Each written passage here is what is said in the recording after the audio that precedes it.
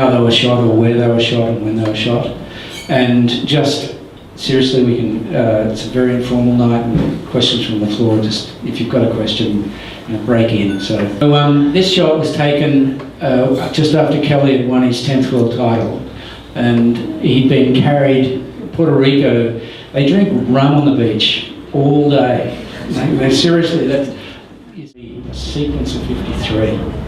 Now, for people that have ever shot film, that's 2 rolls of film in a camera.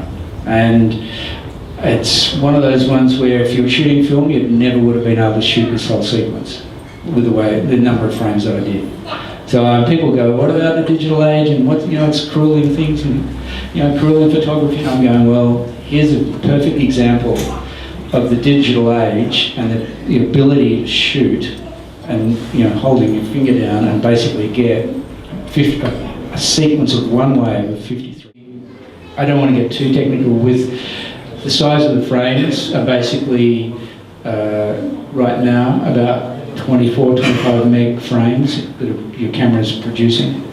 And the technology, we've got more technology in the cameras we use than the first moon launch or first walk on the moon. There's, the computers yeah, we probably could have gone up in the Sputniks, but it's, the technology is incredible. What's going on in the cameras we use, it's way ahead of what we can.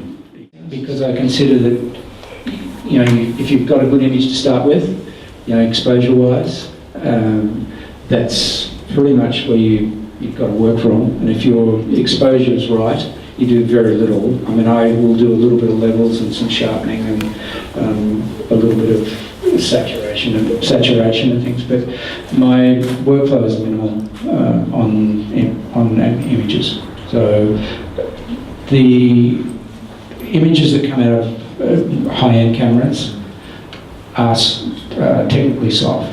So you've got as regards to the many years you've been shooting, yep. Do you still feel inspired over all these years to go out there and shoot? Yeah, I do. I'll answer that with a little story about turning up in France one year and going through French customs. They were looking at all my gear. Don't forget, at the end of the evening, he is available to answer more questions. Now, this young lady here grew up in South Africa and was basically a water babe. Look at that shot. Went sailing with a family around the world, so she knows the water. If you get the chance.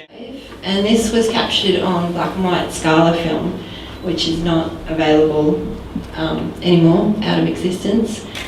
And it was a beautiful film, and like Joli and Bushy were talking about before, with film you did have to be a lot more conservative because you had a limited number of shots, and you did have to pick your moments. And being mentored by Dan, and I was always running into Joli and Ted for weeks. With going to Tahiti, you had to bring your film back here. There's no way to get it processed over there. So you have to bring your film back and wait. And then when I got this shot back and saw that it was number 36, and saw that I'd got it, and I was really stoked with that because it's just one of those special moments, magic moments. What direction was that wind? Offshore. Slightly onshore. That shot that you got at Tiapo, Tahiti. Well pronounced. Yep, thank you. Choku. Go on, get a life. Sorry, mate. Was it handheld? Yeah. Yes. Handheld. Yeah.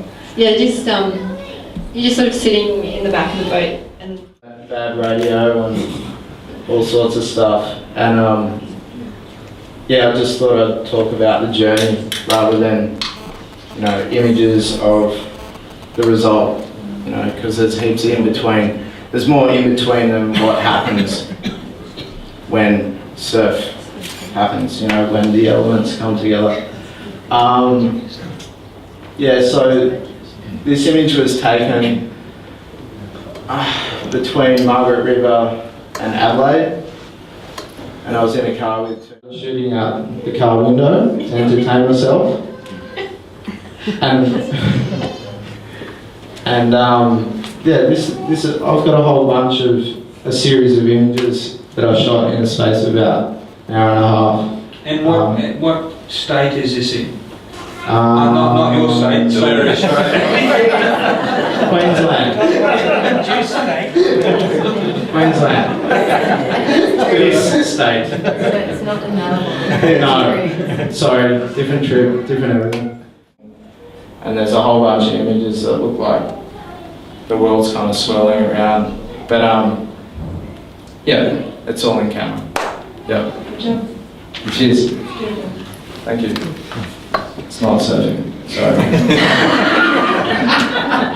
Sorry. Did you get to surf at the end of the trip? Yeah. Oh no, I didn't. So this series of photographs that won you acclaim and an award, where were they presented? Sydney, Melbourne? Contest scene, and I've sort of probably erred more towards surf adventure. Just surf photography's allowed me to sort of pursue a passion of travel and photography, and pretty much like Trent hit on before, it's really just the journey that is really what's interesting in the whole process. And for every time you do take a photo, it's unique. It's all under the guise of work, which is a pretty good trip. And